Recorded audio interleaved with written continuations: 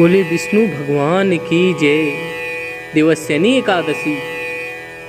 देवस्यनी एकादशी आषाढ़ शुक्ल पक्ष एकादशी को मनाया जाने वाला एकादशी व्रत है। इसे पद्म एकादशी के नाम से भी जाना जाता है। एक समय धर्मराज युधिष्ठिर ने कृष्ण जी से कहा कि हे केशव, आषाढ़ शुक्ल एकादशी का क्या नाम है, इस व्रत के करने की विधि क्या है और किस देवता का पूजन किया जाता है। श्री कृष्ण कहने लगे कि हे युधिष्ठिर, जिस कथा को ब्रह्मा जी ने नारद जी से कहा था वही मैं तुमसे कहता हूँ। एक समय नारद जी ने ब्रह्मा जी से ये प्रश्न किया था। तब ब्रह्मा जी ने उत्तर दिया कि हे नारद, तुमने कलियुगी जीवों के उद्धार के लिए बहुत उत्तम बात और उत्तम प्रश्न किया है, क्योंकि देवस्यनी एकादशी का व्रत सब व्रतों में उत्तम है।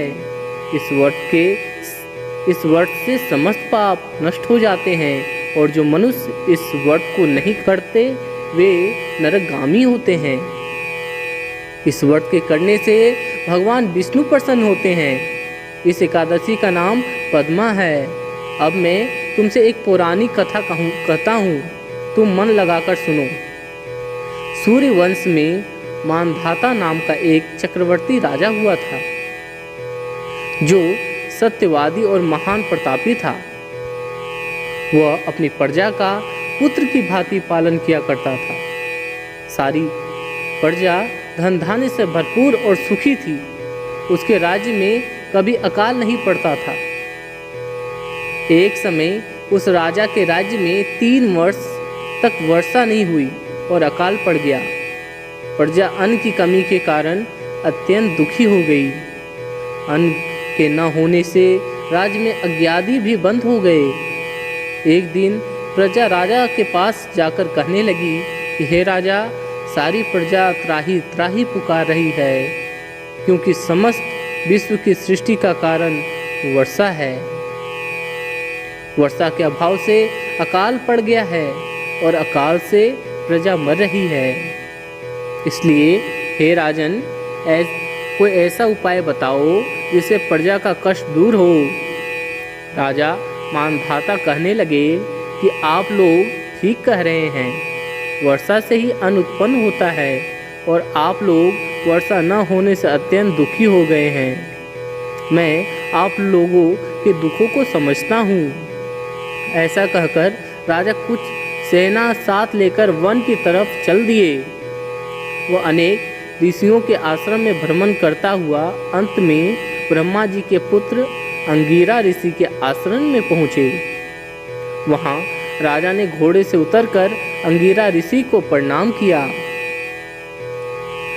मुनि ने राजा को आशीर्वाद देकर कुशल क्षेम के पश्चात उसके आश्रम में आने का कारण पूछा।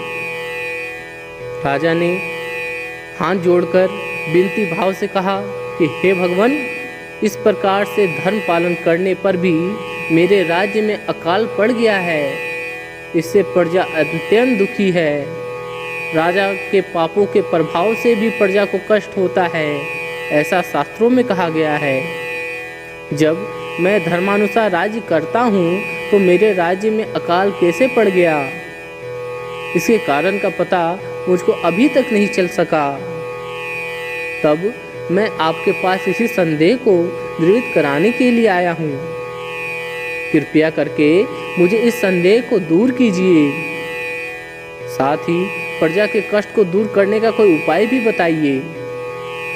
इतनी बात सुनकर ऋषि कहने लगे कि हे राजन, यह सतयुग सब युगों में उत्तम है।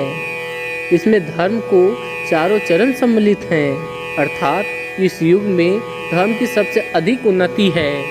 लोग ब्रह्मा की उपासना करते हैं और केवल ब्राह्मणों को ही वेद पढ़ने का अधिकार है।